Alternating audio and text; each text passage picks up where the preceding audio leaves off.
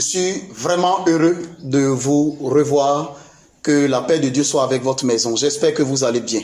Je suis votre frère, le prophète Urbain Teya, leader des églises Chapelle internationale du réveil par l'évangile. Et je suis là dans le cadre de notre émission 5 minutes avec le prophète. Aujourd'hui, je veux que nous parlions d'un principe, le principe du donner. Nous allons prendre ensemble la Bible dans le livre de Luc, chapitre 21. Allons à partir du verset 1. Jésus ayant levé les yeux, vit les riches qui mettaient leur offrande dans le tronc. Il vit aussi une pauvre veuve qui mettait 2 petites pièces. Et il dit, je vous le dis en vérité, cette pauvre veuve a mis plus que tous les autres. Car c'est de leur superflu que tous ceux-là ont mis des offrandes dans le tronc. Mais elle a mis de son nécessaire tout ce qu'elle avait pour vivre. Le principe du donner. Voyez-vous, la vie chrétienne dans son entièreté est sacrée. La vie chrétienne dans son entièreté intéresse Dieu. On ne peut pas prendre un domaine de la vie chrétienne et mépriser l'autre domaine dans le but de plaire à Dieu. Tous les aspects de la vie chrétienne sont importants. Et un des aspects de la vie chrétienne nous intéresse ce matin. Il s'agit bien évidemment du donner. L'histoire que nous avons lue est une histoire peut-être que vous connaissez. Il s'agit bien évidemment de l'histoire d'une femme, d'une pauvre femme, qui est allée au temple. Elle était prête à donner. La Bible nous enseigne que des riches ont mis beaucoup d'argent. Et cette dame a mis 2 petites pièces. Et chose bizarre, Jésus, au lieu de reconnaître ce que les riches ont donné, Jésus reconnaît seulement ce que la dame a donné. Ce passage biblique nous révèle des vérités sur le principe du donner. La première vérité est que certaines personnes ont dit que ça veut dire que Dieu n'aime pas ce qui est assez. Non, pas du tout. Pas du tout. La Bible enseigne que la dame a donné de tout ce qu'elle avait. Nous prenons un exemple. C'est comme si un riche possédait 100 000 francs. Il a donné 500 francs. Et la dame n'avait que 1000 francs pour peut-être aller au marché. Et elle a donné tous les 1000 francs. La Bible enseigne que Dieu a reconnu cela. Pourquoi? Elle a donné de tout ce qu'elle avait pour vivre. La deuxième réalité que nous enseigne ce passage, c'est que l'offrande est tellement sacrée que Jésus a même pris son temps pour vérifier qui donnait quoi. Je vous apprends que dans le temple avant, le tronc était devant le temple. La Bible dit que Jésus observait ce que les gens donnaient. Pourquoi? Parce que pour Jésus, même le donner est sacré. Même le donner peut porter les regards de Dieu sur ce que vous donnez. Nous allons voir ensemble quelques principes et quelques leçons sur le donner. La première leçon, c'est que le principe du donner est un principe universel avant d'être un principe chrétien. Des gens ont prétendu que c'est à l'église seulement qu'on demande de donner. Mais c'est faux.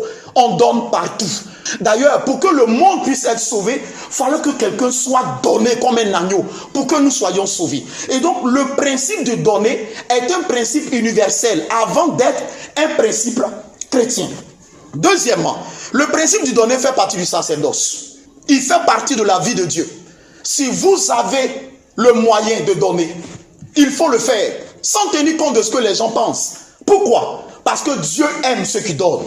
Pourquoi? Parce que le donner fait partie de l'œuvre de Dieu. Troisième principe, écoutez-moi bien, ce principe est l'un des plus importants. Ne donnez jamais à Dieu dans le but d'être remboursé. Parce que Dieu ne rembourse pas ce que vous lui donnez.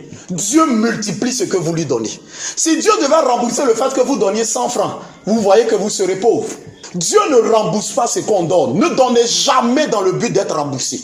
Donnez parce que c'est un principe. Donnez parce que vous aimez Dieu. Et Dieu, parce qu'il vous aime, multipliera ce que vous lui avez offert. Vous voyez dès ce thème que des gens donnent mal. Certaines personnes pensent que quand ils donnent, il faut qu'ils donnent 10 000 pour avoir 20 000 francs. Non, non. Dieu ne fonctionne pas comme ça. Pourquoi? Parce que Dieu ne rembourse pas en finance ce que vous lui donnez. Dieu vous accorde simplement, au-delà même de vos finances, Dieu vous accorde la grâce, la protection, la bénédiction et la faveur. Ne donnez jamais dans le but d'être remboursé. Le prochain principe, c'est que le donner, on ne le pratique pas quand on est riche. On le pratique déjà quand on est dans le nécessaire. Si vous donnez, vous attendez de donner. Quand vous avez beaucoup, je vous assure que vous n'allez pas donner. Il faut donner quand vous êtes dans le nécessaire. Là, le jour que Dieu vous donnera l'abondance, vous saurez vous souvenir de lui et de son œuvre. Je rappelle en parenthèse qu'il ne s'agira pas seulement de donner à l'église. Donnez autour de vous. La Bible dit, la Bible nous enseigne. Ne dis pas à ton prochain, va et reviens lorsque tu as le pouvoir de lui accorder ce qu'il te demande. Apprenez à donner. Ne soyez pas une personne avide. Au-delà même des moyens, apprenez à donner de l'amour. Que Dieu vous bénisse, je ferme la parenthèse. Le dernier principe sur lequel je veux que nous nous attardions, c'est que des gens ont prétendu que la dîme n'est pas dans la nouvelle alliance. Ce principe est un principe hautement biblique et hautement théologique. Lorsque vous allez prendre le livre de Matthieu chapitre 23, à partir du verset 23, la Bible dit que Jésus-Christ parle aux pharisiens, aux docteurs de la loi, il leur dit que vous payez la dîme de la menthe, la dîme de l'anis, etc. Mais vous oubliez l'essentiel, c'est-à-dire la miséricorde, ainsi de suite. Attention, c'est ce que d'ailleurs il fallait appliquer sans négliger les autres. Sans négliger les autres sous-entend que Jésus était en train de dire, il faut être miséricordieux, il faut appliquer la justice de Dieu sans négliger la dîme. Je veux terminer en vous disant, si donner vous ouvre les portes, faites-le. Donner est un moyen légal par lequel Dieu va arroser vos maisons. Que le Seigneur vous bénisse, que sa grâce soit sur vous, que Dieu nous donne un cœur pour donner et que Dieu bénisse tout ce que nous méritons au nom de Jésus.